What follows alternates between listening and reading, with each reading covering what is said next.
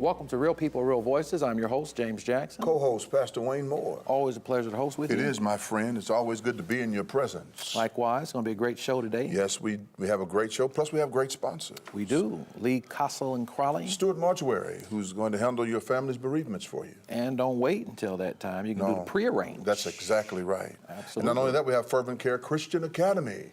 Clean, caring, and convenient Tell me child about care. Christian schools, real quick. Choose Christian schools. Yes. They are closer to Christ. And it's all about spiritual formation. Thank you. Yeah. Thank you. So I think that what we're dealing with in our community Is a lack of spiritual formation. It's one of the missing components Right. of all the grassroots programs, everything that folks are doing. It's good stuff, but until we deal with the spirit, as you know, Nothing will change. nothing will change. And we want to encourage you, don't change the channel. Right. Because you're watching Real People. Real People, Real Voices, 5:30 on Sundays, 5:30 p.m. in fact, and on Friday nights at 8:30. Join us every week, 8:30 p.m. And also, Like us. on Facebook. On Facebook. And leave a word for us. Encourage us. Not only encourage us, but give us some insight on what we can do to better Real People, Real Voices. And you can also go to the WHMB TV YouTube channel. Right. And subscribe. Yes, this is a great station. Subscribe and be a part of this family because we'd love to have you. You can watch this show when it's over. And for shows that you might have missed, no problem. You can go look at it there on YouTube. It's there. You can pause and get all the great information that have been disseminated on this show and apply it to your life. That's what it's about. That's what it's about. We'll be back after this.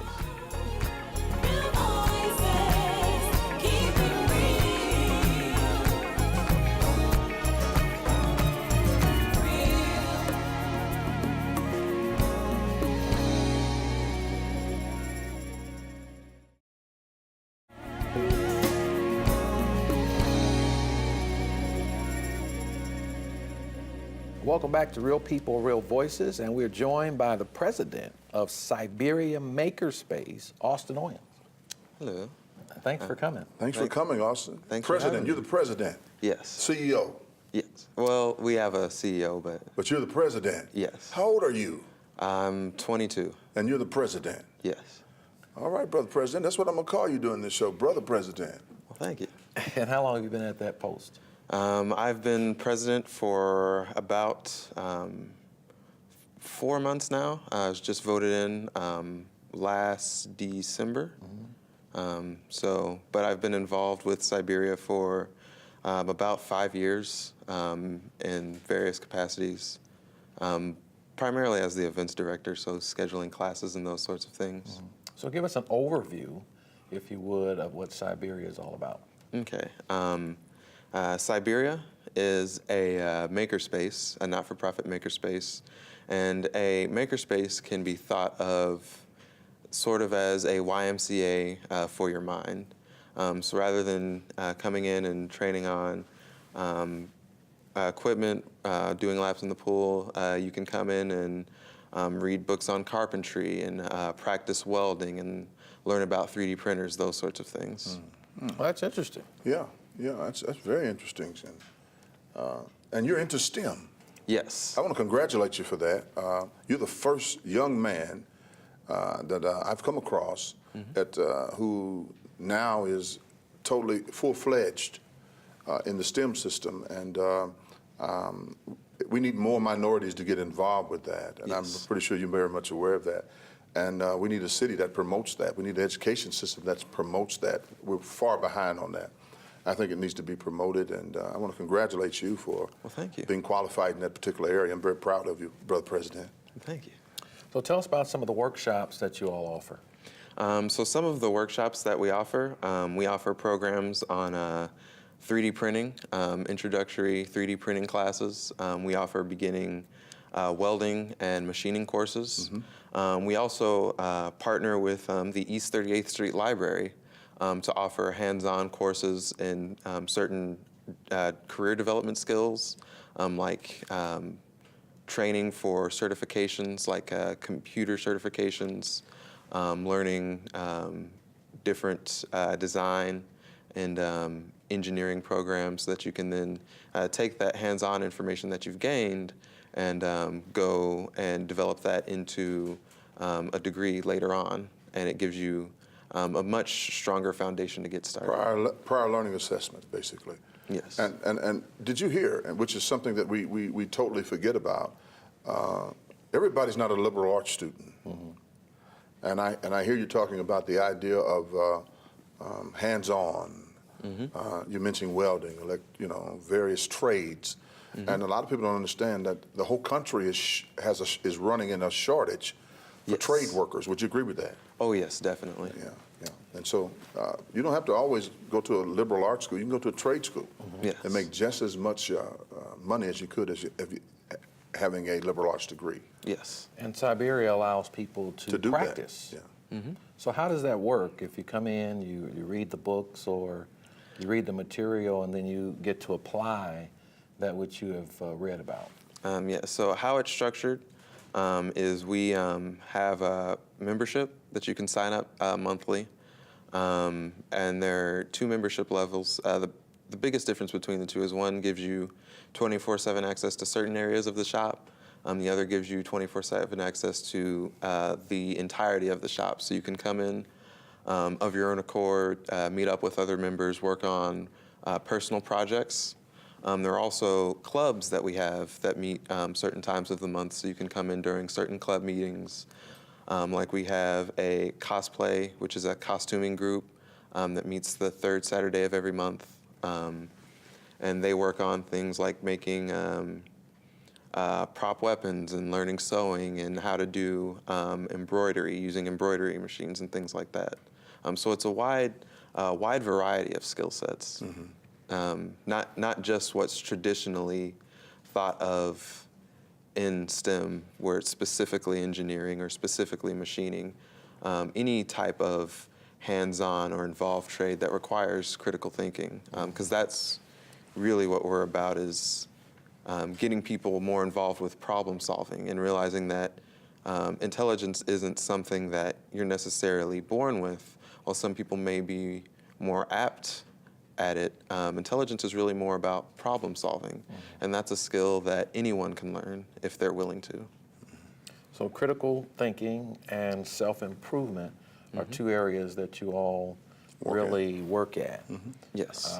Do you have more people interested in self-improvement versus critical thinking, or is it balanced? It's fairly balanced. It tends to bounce back and forth between different groups. Like we have for example, a hardware hacking group that's much more focused on the idea of self-improvement. It's kind of the idea of, I have this thing here. Like for example, I have with me this Raspberry Pi in a 3D printed case. A Raspberry Pi is essentially a single board computer. The computer itself cost about $35. This case is about maybe 6 cents worth of plastic that was printed on one of the 3D printers at the Makerspace. And so the members of the hardware hacking group would take something like this and say, okay, I want to design a robot. How can I build my skills that way I can design a robot to, say, open a garage door or control my lights for me, or different things like that, versus the cosplay group or the model railroading group, which is more about the passion of it, which is really, how can I create the coolest thing for me?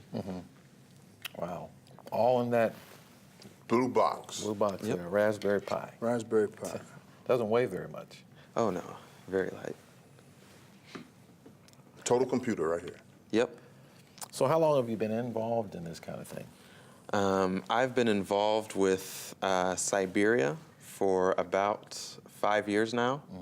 I got involved with Siberia through, I was looking for a new place for my high school robotics team to meet. I was part of a first Tech Challenge robotics team We met in Martinsville in one of the family's basements, and 10 kids trying to build a robot in a basement. It can get pretty crowded. Right. So it was time to expand, and I sort of stumbled across Siberia late one night on the internet and just kind of stuck with it. That's unusual. Yeah, congratulations. Congratulations. Thank you. We're hoping the best for you in Siberia. Look to hear more from you. Thank you, Brother President, for coming. Thank you for having me. Thank you all for joining us today. We have much more to come, so don't go away. We'll be back in just a moment.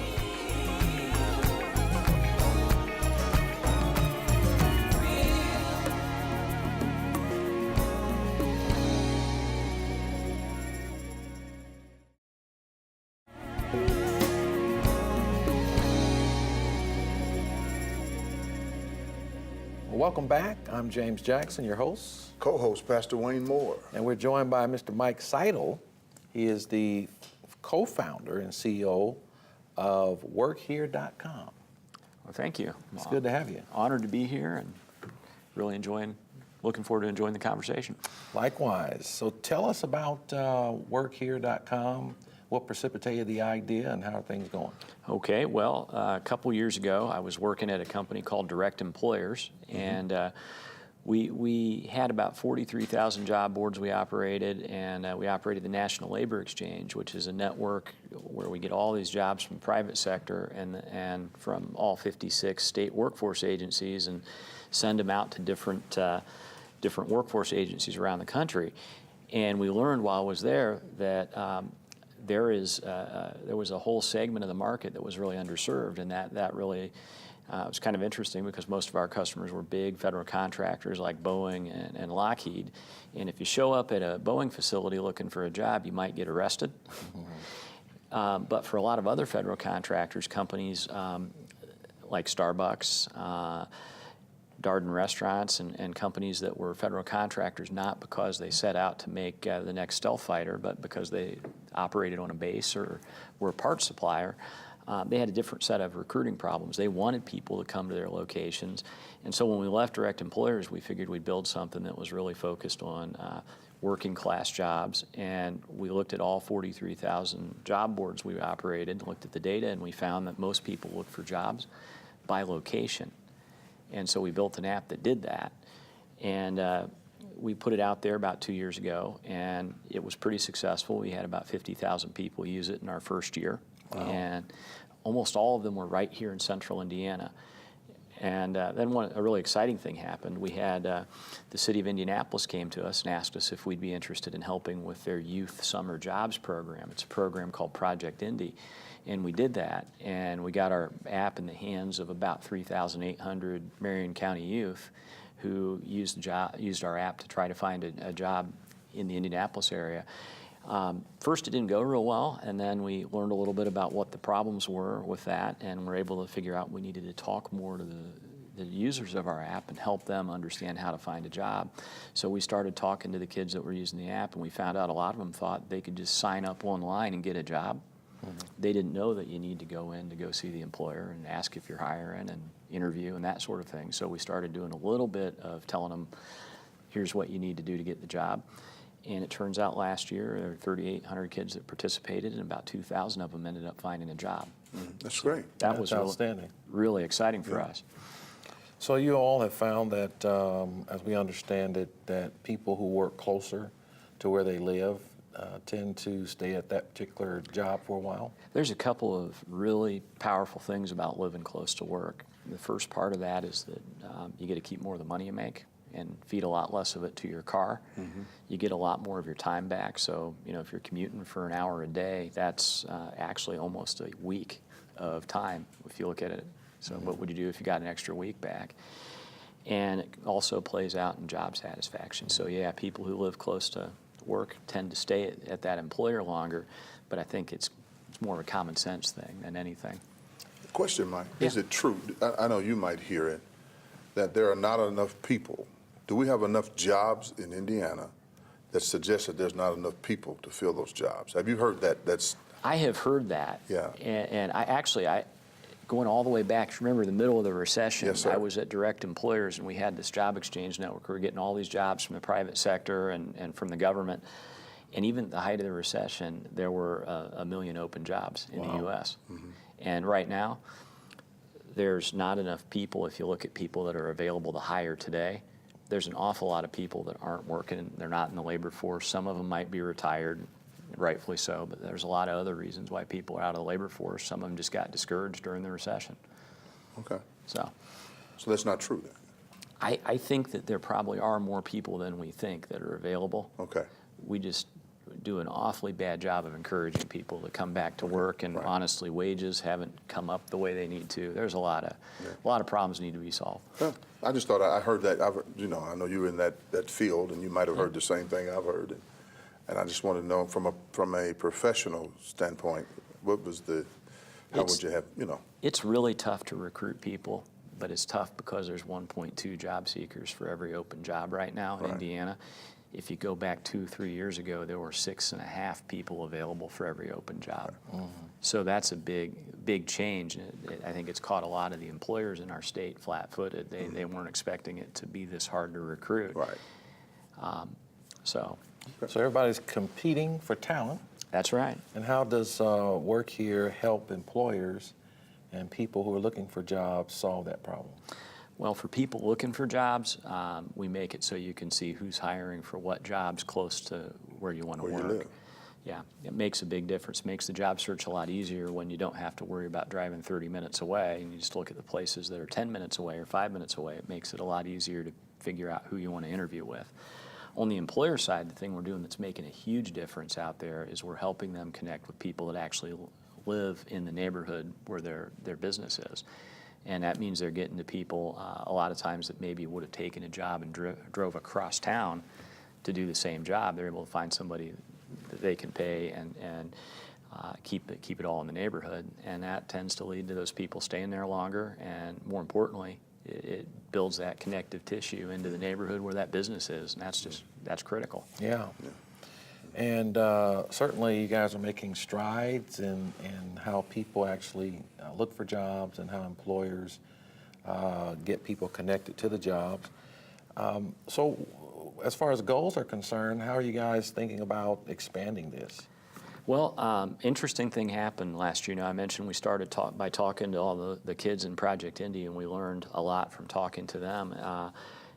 When we hit towards the end of the year, we started doing that with basically everybody who Major comes through companies. our app. Yeah. And we started talking to them, and it worked well enough. We were able to bring on our first 2 national accounts. Congratulations. We brought on, the first one was Uber. Really? Yeah. And that's been really interesting because that's allowed us to really grow around the country, and now we're starting to see interest from employers that have, instead of 15 locations in central Indiana, they have 2,000 or 3,000 locations all around the country. Congratulations. Well, thank you. Yeah. Locally owned. Yeah, it's interesting. We're venture funded, but most of our investment has been from people right here in Indiana. And one of the big drivers for starting this was I wanted to build this company along with my partners, Rick Worley and Howard Bates. We wanted to build this thing here in Indiana. There's a little story that nobody knows about. The job board was invented here in Indiana. So Right. if you've ever used Monster.com, You did it. I didn't do it. My partner, Rick Worley, is our chief technical officer. He wrote what became Monster when he was a student at IUPUI. Wow. And- You all did it. Well, You're together.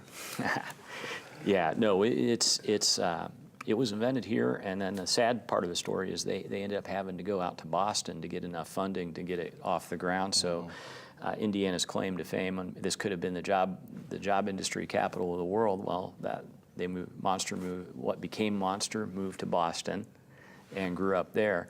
But what's been really good is a lot of the people who started that have come back to Indiana and are now building business here, and there's some fantastically talented people Thank God here for in this that. market. Yeah. Well, you've been a great guest today. You have. Well, Thanks, thank you. Mike. All the best to your efforts and expanding internationally, and God bless you all. We're going to be watching you. Yeah. Well, thank you, and hopefully we do good things. Thank you. We'll be back after this.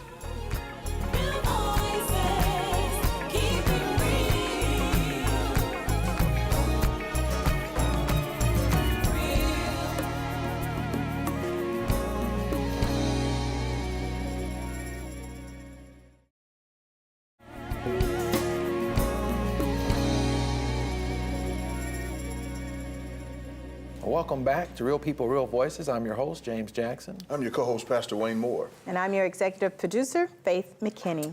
And we'd like to thank our sponsors, Lee Castle and Crawley. Yes, Stuart Mortuary, who's been handling pre-arrangements and bereavements in our city for over 40 years. And Fervent Care Christian Academy. Christian, clean, caring, and convenient. Absolutely. Call them at 317-898-2751. Right. Great show, brilliant young man. Siberia Makerspace. Exactly, yeah. Austin Owens he was brilliant. I caught a class he was teaching, and we had our laptops set up, and he said, well, just go until you can't go anymore. Just work until you can't work anymore. And I just turned it on. That's as far as I could go. No.